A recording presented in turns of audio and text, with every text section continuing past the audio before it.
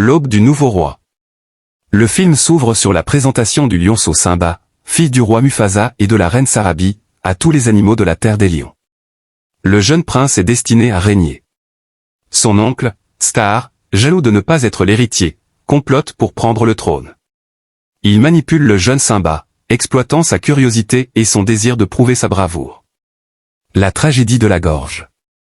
Scar élabore un plan diabolique avec l'aide des Yenbani.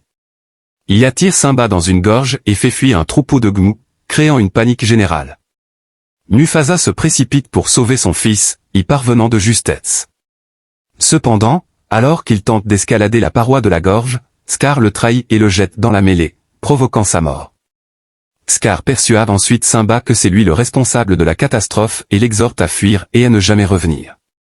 L'exil est Hakuna Matata. Simba, dévasté par la culpabilité et persuadé que sa place n'est plus à la terre des lions, s'effondre dans le désert. Il est sauvé par le suricate espiègle Timon et le phacochère affectueux Pumba. Il l'adopte et lui enseigne leur philosophie de vie insouciante, Hakuna Matata, pas de soucis. Simba grandit loin de ses responsabilités, oubliant son passé. Le retour et la confrontation. Des années plus tard, une lionne, Nala, l'amie d'enfance de Simba, le retrouve par hasard. Elle lui révèle que depuis le règne de Scar, la terre des lions est devenue un désert stérile et chaotique, ravagé par la sécheresse et les hyènes. Nala supplie Simba de revenir, mais celui-ci refuse, toujours hanté par la mort de son père.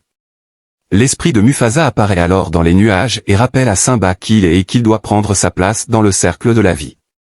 Guidé par le sage Rafiki, Simba comprend qu'il doit affronter son passé. La bataille finale. Simba revient pour défier Scar.